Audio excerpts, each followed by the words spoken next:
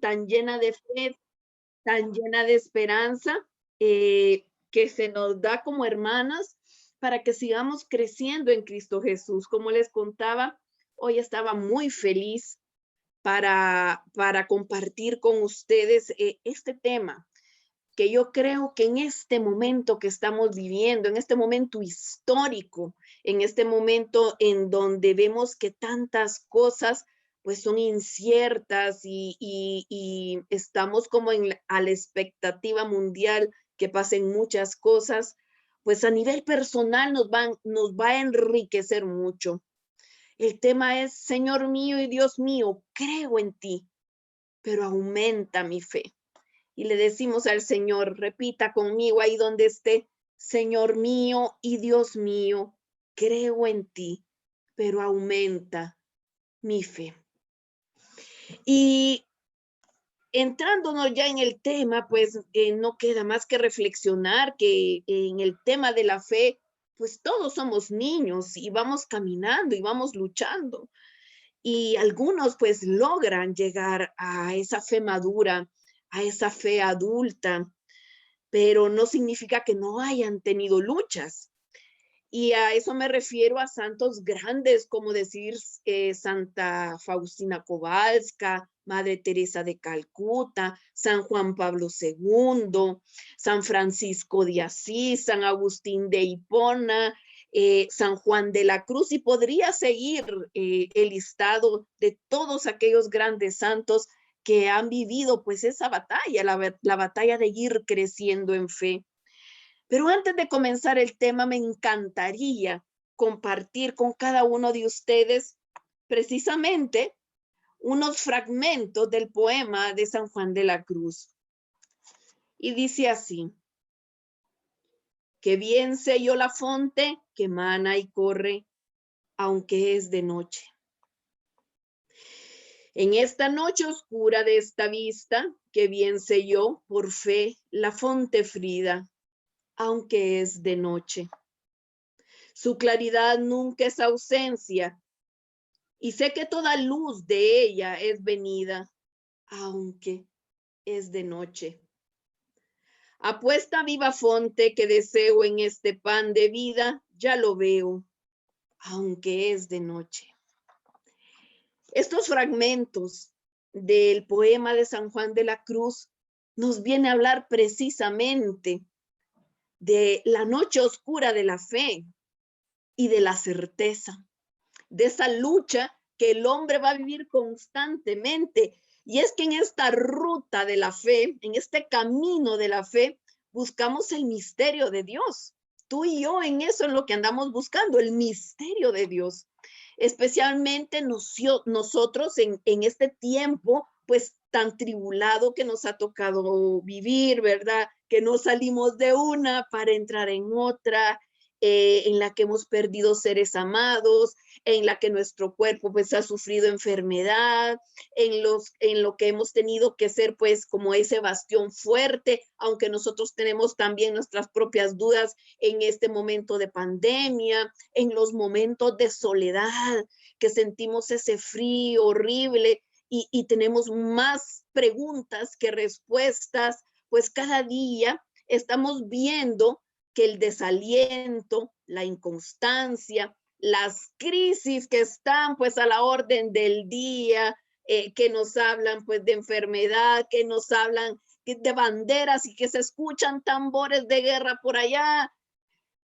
Todo eso nos espera a la vuelta de la esquina y mientras tanto, pues nuestra alma sufre y va a esa ascensión hacia Dios, pero realmente va en ascenso. Preguntémonos hoy eso. Y es que en nuestra vida de fe también podemos vislumbrar que hay momentos en que decimos, me como al mundo, yo creo y puedo mover al mundo con ese granito de mostaza de fe que tengo. Pero hay momentos tan difíciles, tan duros, que a veces nuestra fe se pone en prueba. Sin embargo, ese meteoro de la fe cruza nuestro cielo tanto en las noches oscuras como en las noches estrelladas. Y ese meteoro tiene un mejor nombre para ti y para mí el día de hoy. Se llama certeza. La certeza que Dios está contigo, la certeza que Dios todo lo puede. Sé que mi Redentor vive, dice el padre Ignacio Larrañaga, y que al fin de los tiempos se levantará del polvo para hablar él al último. Y yo lo veré a mi Dios en mi propia carne y con mis propios ojos. Es Él a quien contemplaré y no a otro. Me encantan esas palabras del padre Ignacio Larrañaga que profundizan en la fe. Ahí vamos, ese es el camino de la fe, tener esa certeza. Pero tener certeza no significa que nuestra humanidad no tenga que luchar constantemente con el vaivén de la duda, porque ahí está. Desgraciadamente, ahí está, todos los días. Ejemplo, van pasando los años, miramos que pareciera que algunas cosas pues siguen un rumbo normal, todo sigue igual, nos levantamos, nos acostamos, nos volvemos a levantar y comenzamos a buscar de nuevo cada día el rostro de Dios. De repente vienen cosas que ya no son parte de la normalidad y sacuden nuestro suelo, así como el temblor que vivimos hace poquito. A veces sentimos cansancio de tanto buscar y buscar ese rostro de Dios, de tanto buscar y buscar esas respuestas en nuestra vida personal, en lo que estamos viviendo. Y hacemos preguntas y nadie responde. Y nadie nos da siquiera una solución a aquellos problemas y aquellas circunstancias con las que venimos lidiando día a día y sufriendo, podríamos decir, ¿verdad? Incluso años, décadas. Eso le pasó también a aquel padre de familia que estaba desesperado en los tiempos de Jesús buscando una respuesta pues de sanación de su hijo. Y lo podemos ver en el Evangelio de Marcos 9, 14, 29. Para los que tienen su Biblia, los invito a que puedan abrir su Biblia y leerlo conmigo. Repito, Marcos 9, 14 al 29. Nos dice así la palabra del Señor. Cuando volvieron a donde estaban los otros discípulos, los encontraron con un grupo de gente a su alrededor y algunos maestros de la ley discutían con ellos. La gente quedó sorprendida al ver a Jesús y corrieron a saludarlo. Él les preguntó, ¿sobre qué discutían ustedes con ellos? Y uno del gentío respondió, maestro, te he traído a mi hijo que tiene un espíritu mudo. En cualquier momento el espíritu se apodera de él, lo tira al suelo y el niño echa espuma por la boca, rechina los dientes y se queda rígido. Les pedí a tus discípulos que echaran a ese espíritu, pero no pudieron. Les respondió, ¿qué generación tan incrédula? ¿Hasta cuándo tendré que estar con ustedes? ¿Hasta cuándo tendré que soportarlos? Tráiganme al muchacho. Y se lo llevaron. Apenas vio a Jesús, el espíritu sacudió violentamente al muchacho, cayó al suelo y se revolcaban echando espuma por la boca. Entonces Jesús preguntó al padre, ¿desde cuándo le pasa esto? Le contestó, desde niño. Y muchas veces el espíritu lo lanza por el fuego y el agua para matarlo. Por eso, si puedes hacer algo, ten compasión de nosotros y ayúdanos. Jesús le dijo, ¿por qué dices si puedes? Todo es posible para el que cree. Y al instante el padre gritó, creo, Señor, pero ayuda mi poca fe. Cuando Jesús vio que se amontonaba ya la gente, dijo al espíritu malo, espíritu sordo y mudo, yo te ordeno, sal del muchacho y no vuelvas a entrar en él. El espíritu malo gritó y sacudió violentamente al niño. Después, dando un terrible chillido, se fue. El muchacho quedó como muerto, tanto que muchos decían que estaba muerto. Pero Jesús lo tomó de la mano y le ayudó a levantarse, y el muchacho se puso de pie.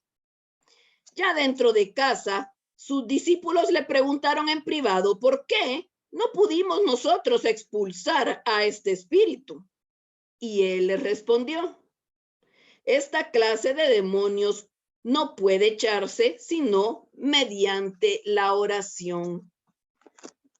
Pues las Biblias más viejitas, del 80 para atrás, dicen ayuno y oración.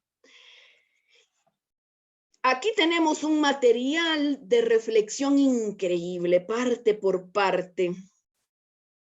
Y es que Jesús nos da 3 puntos hoy. Es muy extenso, como les digo, pero tocaremos 3 puntos hoy. Punto número 1.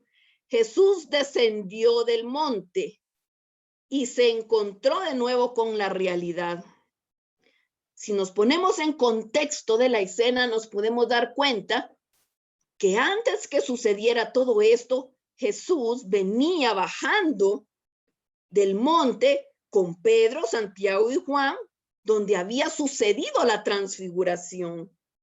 Y es por eso que algunos exégetas dicen que a eso es que se debía el asombro de la gente cuando Jesús bajó, porque pensaban que el resplandor de Dios estaba brillando en él. Todavía estaba visible el rostro de Dios resplandeciente. Y esta imagen, si se dan cuenta, nos evoca ese preludio del Éxodo 34:29, cuando Moisés baja con las tablas de la ley y dice la palabra de Dios que venía resplandeciente. Pues este no era Moisés, era el Hijo de Dios que venía resplandeciendo. Y donde Dios está, pues la gente siente alivio, y es por eso que la gente lo buscó. Pero sigamos con el punto. ¿Con qué se encontró Jesús al bajar de ese momento tan glorioso de la transfiguración? Se encontró, en primer lugar, con los escribas incrédulos, que no perdían la oportunidad para avergonzar a los discípulos y ridiculizarlos por seguir a Jesús. Y ahí viene un punto álgido, mis queridos hermanos, porque tú y yo tenemos que estar conscientes que todavía en este tiempo hay escribas incrédulos que van a querer ridiculizarte a ti y a mí por el hecho de seguir a Jesús. ¡Ay, tan cuadrados! Todavía, miren el siglo que estamos, la época tecnológica que estamos, y creen en Jesús. No faltará quien te diga sí. Pero sigamos avanzando. ¿Con qué más se encuentra Jesús? Se encuentra con unos discípulos acorralados y con gran vergüenza, con pena, porque no entendían por qué esta vez ellos no habían podido liberar a este pobre muchacho de ese espíritu maligno. Y no quiero entrar en Honduras, pues discutiendo científicamente que era un cuadro de epilepsia y aquí y allá. El hecho era que el joven estaba mal. El hecho era que el padre andaba buscando ayuda y liberación para su hijo. Quiero que lo miremos desde el punto de vista espiritual. Y acudieron a los discípulos y los discípulos no pudieron ayudarle. Y aquí quiero entrar en una pequeña reflexión. A veces nosotros decimos que estamos buscando a Jesús y vamos corriendo. Ay, es que el padre tal, vamos a ir porque es que dicen que tiene el don de sanación. Ah, vamos a ir donde la hermana cual o el hermano tal predicador, porque es que dicen de que él, pues también, ¿verdad? Tiene puede sanar a este mi nieto, a esta mi hija, me pueden sanar esta enfermedad. Y nos perdemos, nos vamos perdiendo en el camino. Y se nos olvida que no es al hermano tal, a la hermana cual o al padre tal que tenemos que buscar. A quien tenemos que buscar es a Cristo. Es a Cristo mismo. Él es el único que puede darnos respuestas a todas las interrogantes de nuestra vida. ¿Por qué? Porque Él es el único Dios, es el Dios verdadero. Pero sigamos avanzando. ¿Con qué se encontró también Jesús al bajar? Con un padre desesperado que había venido buscándole para que sanara a su hijo, pero al no encontrarlo, pues acudió a sus discípulos con el fin de que lo sanaran, como estábamos diciendo anteriormente, pero ellos no pudieron hacerlo. Entonces ahora este padre se sentía más frustrado que nunca.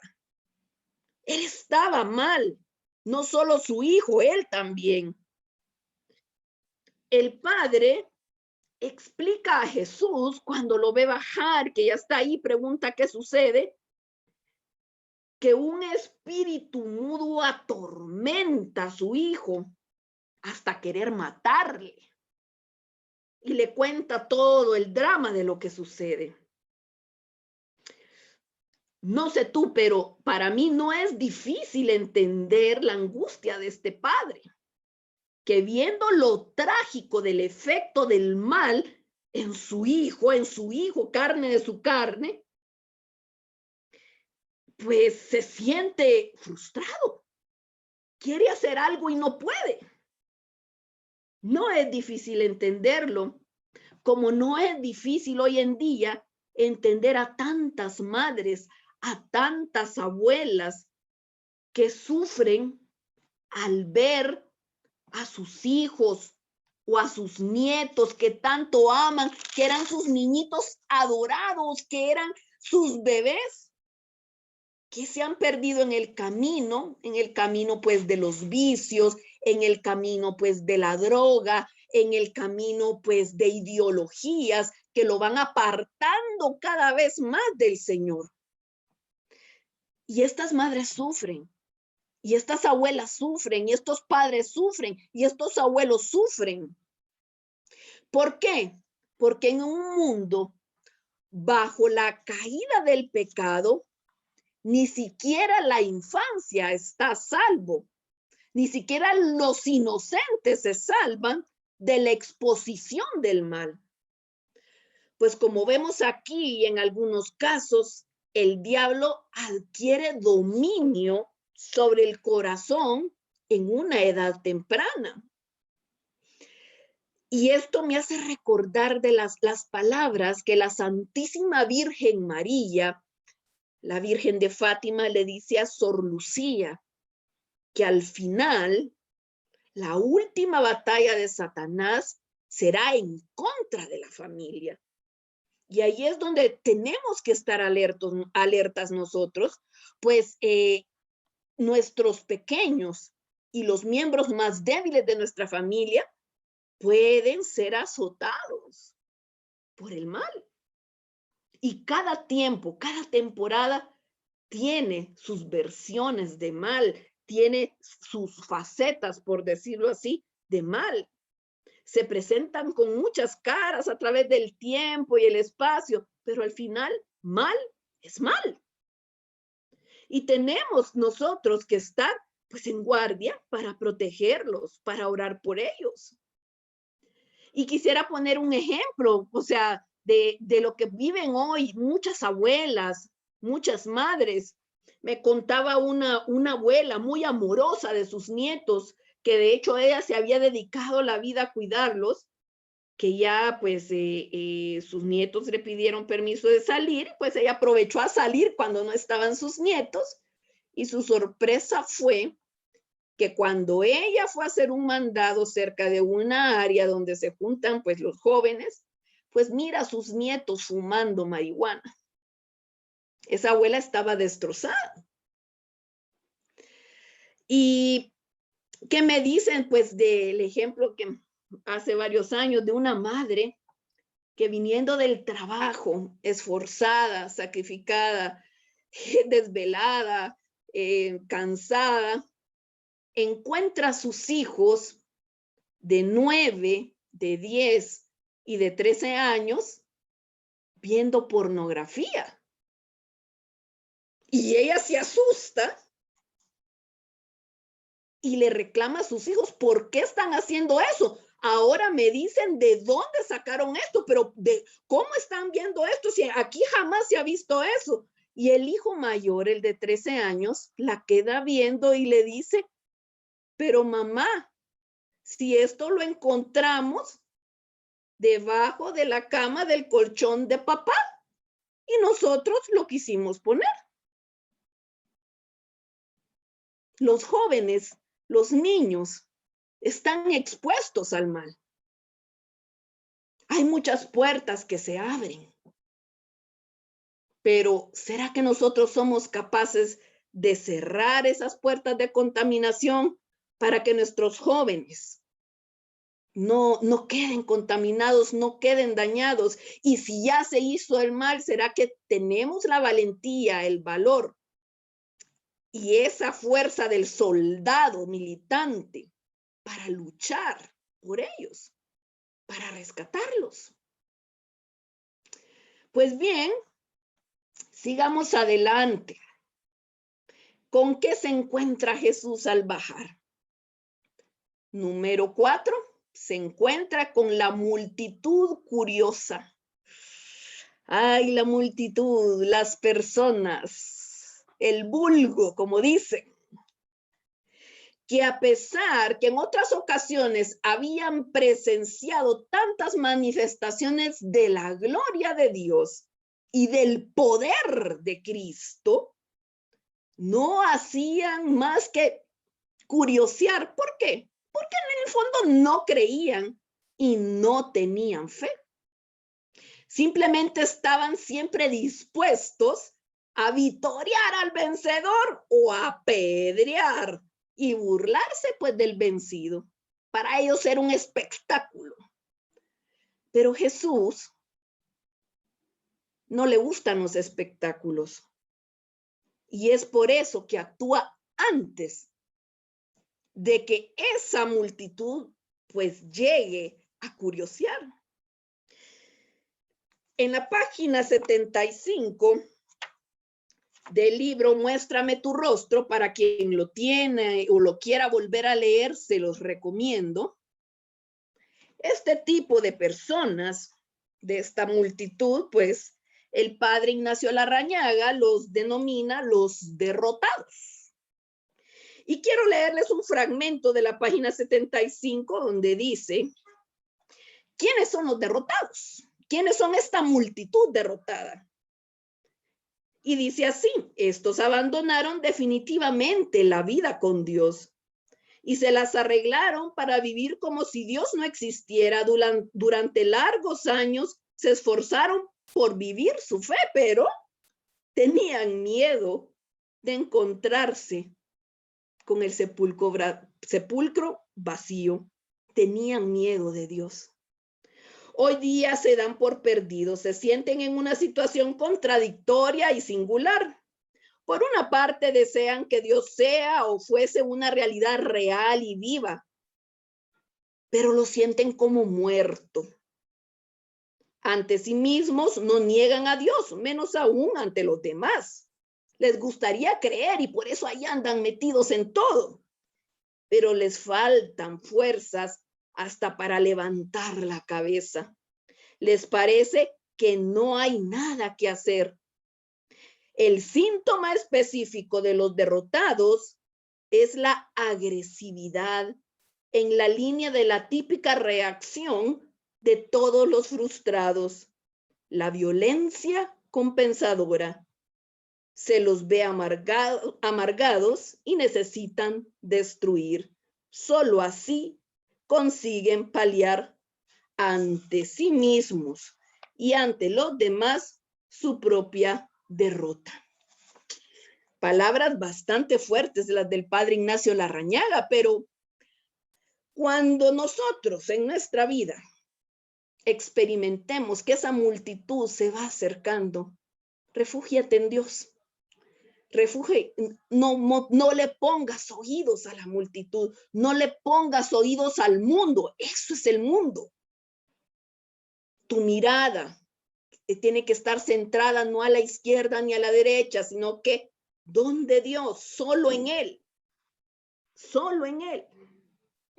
No te puedes perder, porque si no, caerás y serás parte de esta reprensión que Dios nos hace, que es, oh generación incrédula.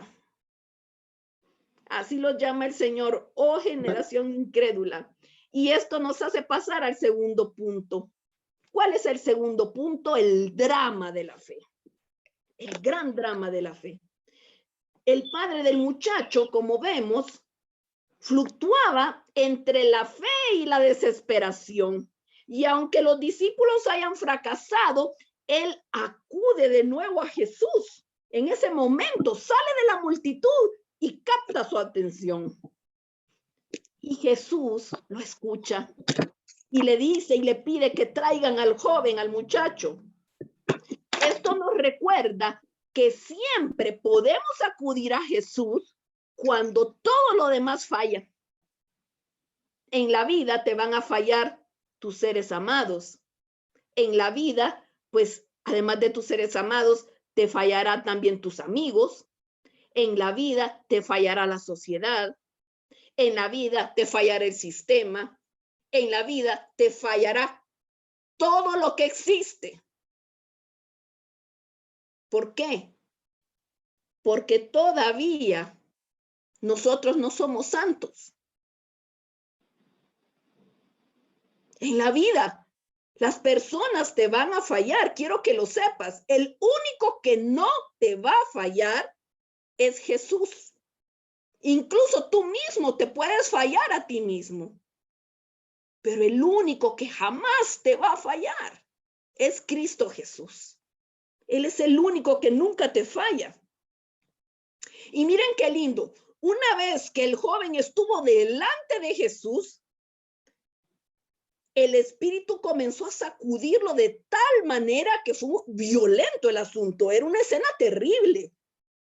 Pero lo lindo es esto, que Jesús se toma su tiempo para hablar con el padre del joven. Jesús sabía muy bien lo importante que era sanar a este jovencito, liberarlo, pero no era menos importante para Jesús los problemas de fe que el padre arrastraba en ese momento. Eso fue evidente. ¿Por qué? Por la manera en que hizo su petición.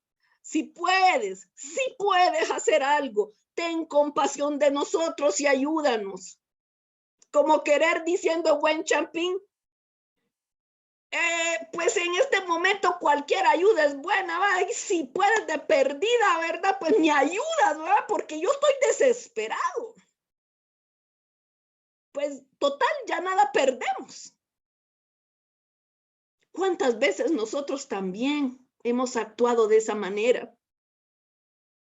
Por eso el Señor llevó el asunto al mismo centro del problema. ¿Cuál era? Su propia poca fe. Y no digo nula fe, digo poca fe. Porque de esa poca fe, el Señor hace maravillas. Y quisiera que leyéramos un pedacito del fragmento de San Juan Pablo II en su catequesis en la audiencia general del 21 del 10 de 1987. refiriéndose a esta escena pues dramática y a la vez encantadora, hermosa, que nos da esperanza. Dice así San Juan Pablo II: si algo puede ayudarnos por compasión hacia nosotros, es Jesús. Le dijo Jesús: si puedes, todo es posible para el que cree. Al instante, gritando, dijo el padre del niño: creo, ayuda a mi incredulidad. Y Jesús cura y libera a ese desventurado. Sin embargo, pide al padre del muchacho una apertura del alma, una apertura a la fe. Eso es lo que han dado a lo largo de los siglos tantas criaturas humildes y afligidas, que como el padre del epiléptico, se han dirigido a él para pedirle ayuda en las necesidades temporales y sobre todo en las espirituales. ¡Wow! No sé tú, pero a mí esto me impresiona, la manera en que San Juan Pablo II nos deja ver ese misterio de la fe. Y el Catecismo de la Iglesia Católica, en el numeral 153, nos dice que la fe es precisamente eso, un don de Dios, una virtud sobrenatural infundida por Él. Para dar respuesta a la fe es necesaria que la gracia de Dios, que se adelanta y nos ayuda, junto con el auxilio interior del Espíritu Santo que mueve el corazón, lo dirige hacia Dios, abre los ojos del Espíritu y concede a todos gusto en aceptar y creer la verdad. Tú y yo estamos llamados a creer en Jesús, a creer que Él todo lo puede, a creer que tú y yo con nuestras fuerzas no podemos nada. Todo lo podemos en Cristo. La virtud que el Señor ¿cómo se podría decir? Más nos exalta en la palabra de Dios es la fe. Y Charles de Foucault decía lo siguiente: la virtud que Dios recompensa y que Él alaba es casi siempre la fe, sin duda, porque la fe es la virtud, aunque no la más alta, y entre paréntesis dice la caridad le pasa por delante, todos sabemos que así es, por lo menos la más importante. ¿Por qué? Porque es el fundamento de todas las otras, incluyendo la caridad, y también porque la fe es la más escasa de todas. Eso lo dijo en sus meditaciones a propósito de las virtudes. Entonces, Jesús nos reta hoy, a ti y a mí, a que actuemos como actuó ese padre, porque Jesús también lo retó y le dijo: ¿qué es eso si puedes? Le llama la atención y le dice: ¿cómo así? ¿Qué es eso si puedes? Si puedes creer, si todo es posible para el que cree, ¿cómo así? Por lo tanto, si no avanzamos más en la vida cristiana, tú y yo, en la vivencia de los sacramentos, en la oración, en el ayuno, es por nuestra falta de fe y no por culpa de otros como creemos. Y a veces siempre culpamos de todo lo que nos sucede al que está a la par de nosotros, al cónyuge, a los hermanos, a los hermanos espirituales del grupo, a los amigos, a los compañeros del trabajo, a los hijos, a los nietos. Los culpamos a todos, menos nosotros. Y se nos olvida que muchas cosas faltan por nuestra falta de fe. Necesitamos pasar de una fe niña, una fe pequeñita, a una fe adulta, una fe diferente. ¿Y a qué se refiere el Catecismo de la Iglesia con ese tipo de fe? Mire lo lindo que nos dice en el numeral 157 en su parte A. La fe es cierta, más cierta que todo conocimiento humano, porque se funda en la palabra misma de Dios, que no puede mentir. Ciertamente las verdades reveladas pueden parecer oscuras a la razón y a la experiencia humana, pero la certeza que da la luz divina es mayor que la que da la luz de la razón natural. Esto lo dijo Santo Tomás de Aquino. Y mire lo que dice San John Henry Newman, dice así: 10,000 dificultades no hacen una sola duda. Repita conmigo: 10,000 dificultades no hacen una sola duda. Y mire lo que el numeral 160 dice en su parte A. El hombre al creer debe responder voluntariamente a Dios. Nadie debe estar obligado contra su propia voluntad a abrazar la fe. Y es por eso que nuestro Señor Jesucristo exalta a aquel hombre a que tenga fe, a que crea y que sepa que para el que tiene fe todo es posible. San Juan Pablo II nos dice precisamente eso, que la fe va unida antes de los milagros, de los signos. Y dice así: se pone continuamente de relieve el hecho de que Jesús, cuando ve la fe, realiza un milagro.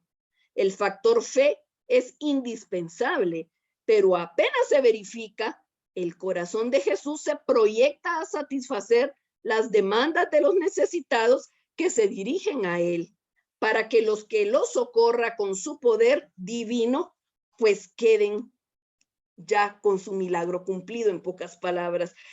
¿Qué es lo que San Juan Pablo II nos está diciendo? Que si queremos mover la mano de Dios, tenemos que tener fe. Y es una palabra que ahora pues no nos gusta mucho. No nos gusta mucho porque ahora todo es lo científico, todo es lo tecnológico, todo es lo que se puede comprobar, experimentar, y lo que los ojos pueden ver, las manos pueden tocar, los oídos pueden oír y nada más. Pero el Señor, ¿se recuerdan lo que le dijo a Tomás cuando andaba de incrédulo? Tomás, dichosos aquellos que no ven y creen. ¿Esos somos tú y yo? Pues en este punto, cuando el Padre, desde lo más profundo del alma, cree, pero sabe que su fe es bien pequeñita, pega un grito y le dice: Señor, yo creo, pero aumenta mi fe. Y en su grito reveló pues con aquella honestidad del pobre, del frágil, sus dudas. Esas dudas que tú y yo también a veces tenemos en nuestra enfermedad. Cuando un hijo sufre, cuando un nieto sufre, cuando nos sentimos agobiados. Pero también expresó su fe. Esa fe que lo movía, que movía el corazón, y que lo hacía buscar y refugiarse en Jesús, buscar respuesta en Jesús. ¿Cuántos momentos tú has pasado en tu vida en los que has dado ese grito? Me gustaría que lo recordaras en ese momento, en donde te has reconocido tan pequeño delante de la presencia del Señor, en donde has agotado toda instancia y solo te queda recurrir a Él. Y le dices: Señor, yo creo, pero mi fe es poca. Por favor, aumenta mi fe. Así como este hombre, nosotros también hoy reconocemos pues esa flaqueza que tenemos. Porque este hombre delante de Jesús, pues dice que tiene fe, pero también dice que tiene debilidad. Lo que pasa es que a veces no nos gusta aceptar que tenemos esa debilidad, esa necesidad de la ayuda de Dios. Somos soberbios. Y es ahí cuando viene el drama de la fe. Es dramática al igual que conmovedora, tanto en la historia de este joven con este padre como en nuestras circunstancias personales de vida, en las que hemos sido realmente sacudidos, por llamarlo de alguna manera. en el área de la fe. Y entonces hay una lucha que se percibe en el corazón del hombre. Hay una lucha entre la fe de infancia, la fe chiquita, y la fe grande. Hay una lucha entre la certeza y la incredulidad. Sin embargo, a pesar de todo, Jesús rescata que había algo de fe. Ese era un acto de fe. Y de ahí Jesús hace maravillas. El Señor se encarga de robustecer la fe de ese hombre. El Señor hace crecer la fe de ese hombre y obtener respuesta a sus ruegos. Hoy Dios también, el Señor robustece tu fe. Hoy el Señor también está obrando en ti para que obtengas respuesta a esos ruegos de acuerdo a su voluntad. De esto debemos aprender también que la forma correcta de enfrentar nuestra incredulidad, en primer lugar, es aceptarla y segundo es llevarla a los pies de Jesús. Llevarla a quien sí todo lo puede. Igual que llevamos a Él nuestros pecados en la confesión, nuestras debilidades, pues también llevar esas dudas, esas luchas, esas batallas que hemos tenido por años incluso, a sus pies. Y antes que como decíamos, antes de que la multitud, el vulgo se acercara a curiosear a ver qué pasa, este hombre pues ya había dado ese salto de fe, se había tirado al vacío a creer profundamente en Cristo. Y entonces Jesús actuó y reprendió al espíritu inmundo. Espíritu sordo y mudo, yo te mando, sal del muchacho, sal fuera y no vuelvas a entrar en él. Si tú y yo que creemos, hoy los espíritus inmundos pueden salir de nuestro hogar, de nuestro corazón, del corazón de nuestros hijos, de nuestros nietos, de nuestra familia. Pero sabes, hay algo que reflexionar aquí.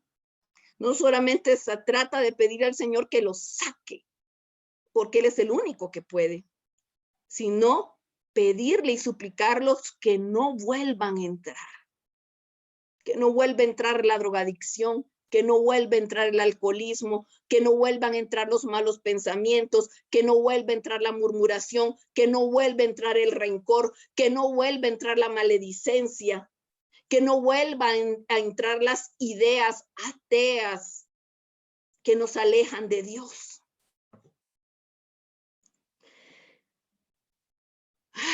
Y es que ese espíritu malo, cuando iba a salir del joven, dice que lo sacudió violentamente a este muchacho. ¿Por qué? Porque no quería soltar a su presa. Así es el mal, nunca quiere soltar a su presa. Pero no pudo resistir el poder divino de nuestro Señor Jesucristo, que le mandó a salir y a no volver. Y entonces el espíritu hizo que el muchacho se revolcara, en pocas palabras le quiso causar el daño máximo que pudo antes de irse. Esto también nos invita a reflexionar. Así pasa cuando el mal reprendió y reprende. No, esa no es la palabra. Es cuando el mal sacude y quiere sacudir a una familia que está luchando contra el mal, a una alma, una persona que está luchando contra el mal. Porque el mal está a punto de dejar a esa gente, esa familia, esa alma. Y entonces, como no le gusta perder, al diablo no le gusta perder, pues entonces procura hacer el mayor daño antes de irse. Y saben, es por eso que a veces matrimonios que se están restaurando, pues de hecho, la semana pasada, un matrimonio que está en restauración me dice, ay, yo no sé por qué, pero cada vez que yo me acerco al Señor me pasan cosas malas. Cada vez que yo me acerco al Señor, me empieza a llover desgracia tras desgracia. Entonces le dije yo a esta persona, ¿en verdad crees tú que cada vez que te acercas al Señor te pasan cosas malas? En primer lugar, pregúntate, ¿qué tan cerca crees que estás de Dios? ¿Vas a misa?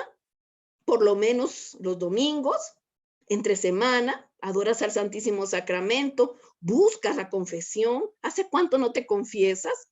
Oras en familia el rosario, porque sabes, familia que reza unida permanece unida. Buscas del Señor, oras en la mesa, les enseñas la palabra de Dios, por lo menos un versículo diario a tus hijos, o procuras la ocasión para poder hablarles de la palabra de Dios. Realmente, pues si estás así, pues estás muy cerca del Señor. Me responde la persona, ninguna de esas cosas hago. Si mucho voy a misa de vez en cuando y siempre voy regañando a los chicos porque se portan mal. Y entonces, ¿cómo es que decimos que nos pasan cosas malas cuando nos acercamos a Dios? Al contrario, el Señor nos libera de esas cosas malas. El Señor aparta el mal de nosotros. Lo que pasa es que el maligno no le gusta perder. Hay una alabanza de mis tiempos que me gustaba mucho, que decía, el de abajo está enojado. Hay una razón, porque Cristo vive en mi corazón. Y es que el diablo es terrible. Él busca hacer escándalo, busca llamar la atención, busca dar patadas de ahogado, pero se termina yendo porque ante la palabra de Dios no se puede. No puede, él no tiene poder. Porque ante Dios toda rodilla se dobla en el cielo, en la tierra y en todo lugar. Está escrito y así es. Y tú y yo lo creemos. Así que esas ideas, alejémoslas de la cabeza. Entonces Jesús, después de que este muchacho es sacudido, la gente cree que está muerto. Y es que a veces así nos deja el vicio, a veces así nos deja el pecado, a veces así nos dejan pues esas discusiones familiares, esas peleas, esas confrontaciones, casi muertos. Tenemos vida, pero estamos casi muertos. Pero es ahí donde viene Jesús, tiende su mano y nos dice, levántate, ven. Nos quita el lodo y el polvo y nos pone de pie. Y eso nos lleva al tercer punto, que es el último. ¿Por qué nosotros no pudimos echarle? Decían los discípulos. El último punto es ese. ¿Por qué nosotros, seres humanos de carne y hueso, no podemos con las cosas malas que nos suceden y no podemos arreglar esos problemas insolubles ante nuestros ojos, por supuesto? Y entonces voy a poner de ejemplo los discípulos, porque ellos le preguntaron esto a Jesús. Dicen, los discípulos recordaban, pues en la palabra de Dios lo dice claramente en Marcos 3, 14, 15, si no estoy mal, que los mandó a expulsar espíritus inmundos y demonios. Y ellos recordaban que habían podido sacar y expulsar cualquier espíritu inmundo, pero se toparon con este y no pudieron. Entonces van y le preguntan a Jesús qué había fallado en esta ocasión, ¿verdad? Porque ellos ya lo habían hecho, eran los discípulos de Jesús, pues, ¿qué falló? Y a veces nosotros podemos ponernos en ese plan, ¿verdad? Pero si soy yo tan chula, tan lindo, soy yo tan chulo y tan lindo, servidor, servidora de nuestro Señor Jesucristo. ¿Y qué pasa? Que no se va esta situación tan nefasta de mi vida, que no se arregle este problema, esta crisis económica, la enfermedad de mi hija, de mi hijo, de mi nieto, de mi nieta. ¿Qué sucede? Que tras que salgo de una, me cae otra. ¿Qué falló en esta ocasión, Señor? Le podemos preguntar. Y el Señor, pues, nos volverá a decir, la falta de fe y la falta de oración. Jesús les dice bien claro, esta clase de demonios con nada más sale que con ayuno y oración.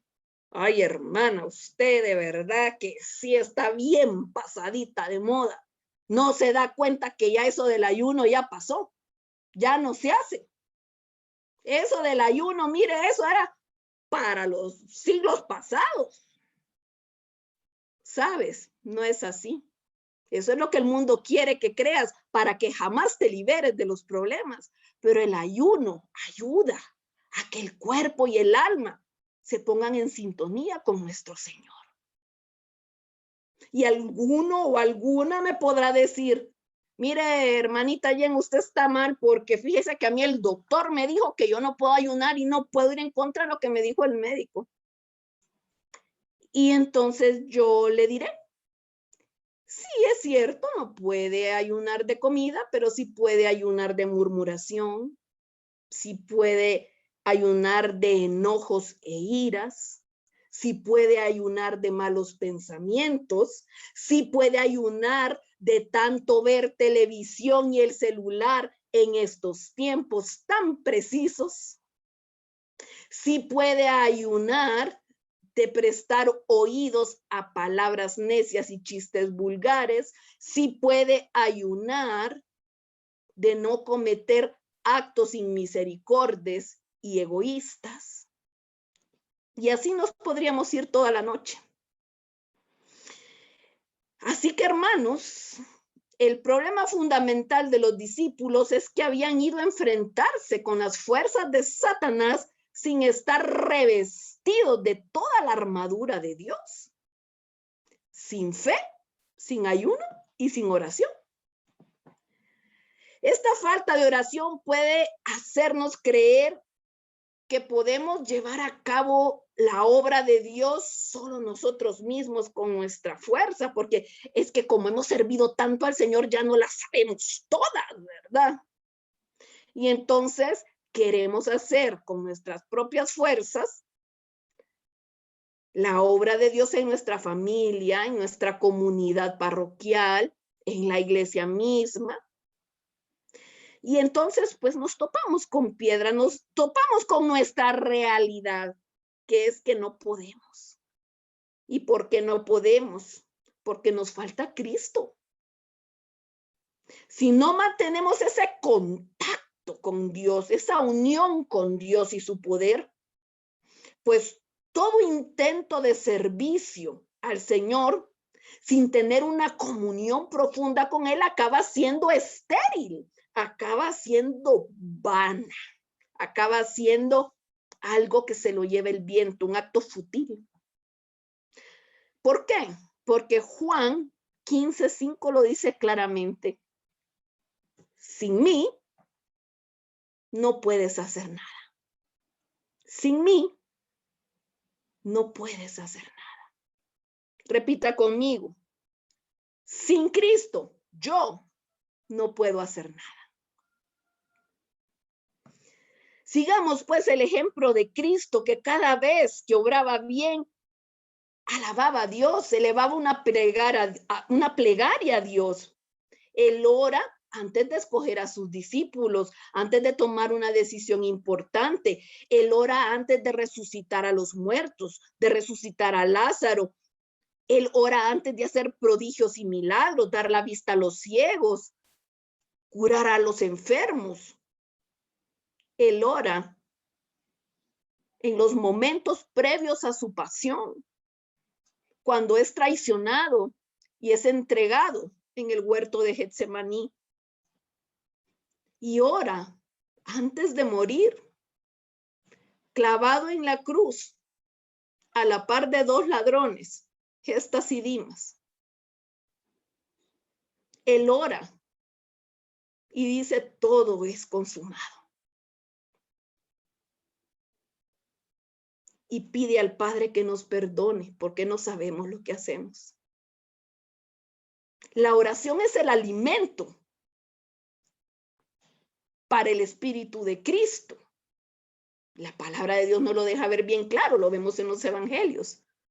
Pero para ti, para mí, ¿qué es el verdadero alimento de nuestra alma? ¿O será que nuestra alma está famélica porque le falta oración, le falta ayuno, le falta mortificación? Ay, hermana, ni hemos llegado a Semana Santa y usted no para hablar de eso. ¿Sabes por qué? Porque estos tiempos lo requieren. Estamos en tiempos que necesitamos héroes, actos heroicos, personas guerreras, cristianos militantes, fuertes, valientes. Mira que te mando que te esfuerces, que seas valiente. Y yo, el Señor tu Dios, estaré contigo todos los días de tu vida hasta el fin. Eso se lo dijo a Josué. Pero ante todo, hermanos, tenemos que orar, tenemos que buscar los sacramentos y solo así, entonces, solo así podremos decirle al Señor, Señor, creo en ti, pero aumenta mi fe. Así sea. En este momento, quisiera leerles y les invito que cierren sus ojos para que se imaginen el rostro de Jesús. Pongan el rostro que usted quiera, el Sagrado Corazón de Jesús, el Buen Pastor, Jesús niño, Jesús crucificado. Viaje con su mente, con sus ojos cerrados, con las ventanas de su alma cerrados. Y escuche esto que se llaman las quejas de Dios. Dice así: me llamas Señor, pero no me obedeces. Me llamas luz y no me ves. Me llamas el camino y no me sigues. Me llamas vida y no me deseas. Me llamas sabio y no me escuchas. Me llamas bello y no me amas. Me llamas rico y no me pides. Me llamas eterno y no me buscas. Me llamas bondadoso y en mí no confías. Me llamas noble y no me sirves. Me llamas Dios y tú no me temes. Entonces, si te condenas, no me culpes. Autor desconocido. En este momento, ya que estamos con nuestros ojos cerrados, tomemos una postura humilde ante el Señor y digámosle al Señor: Señor, yo te alabo y te bendigo, pues tú conoces todo, tú conoces las luchas que tengo cada día en mi vida, entre la certeza y la duda. Te alabo y te bendigo, porque siempre has estado a mi lado. Estás ahí para asistirme con tu fuerza, con tu sabiduría. Señor, yo te alabo esta noche y te bendigo, pues tú eres mi buen pastor, que tomas a esta frágil oveja entre tus brazos. Te alabo, te bendigo, porque en los momentos de cansancio y de quebranto, me cargas en tus brazos y me pones sobre tus sagrados hombros. Señor, yo te alabo y te bendigo, porque tú eres mi roca firme, sobre la cual yo puedo apoyar mi frágil vida. Señor, yo te alabo y te bendigo, porque sé que los vientos huracanados no la derribarán, pues tú eres mi protector. Si las tormentas de la vida llegaran a derribarla, tú las restaurarás, pues tú eres el divino constructor. Tú eres el divino Señor de mi vida. Señor, creo en ti, pero aumenta mi fe. Perdóname, Señor. Perdóname, Señor, por no haber empleado mi tiempo en alabarte y en aumentar mi fe. Perdóname, Señor, por no haberte servido con todo lo que tengo, mis recursos, mi tiempo, mis dones, mis cualidades. Perdóname, Señor, por no haber hecho todo el bien que podría haber hecho por falta de fe.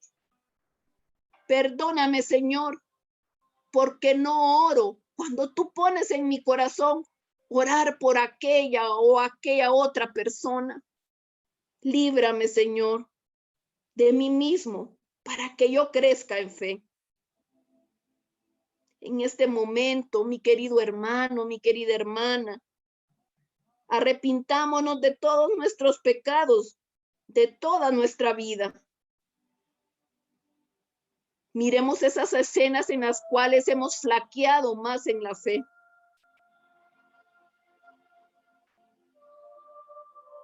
El Señor está poniendo en la mente de cada uno esas escenas de su propia historia, de su propia vida, en los que ha flaqueado en la fe.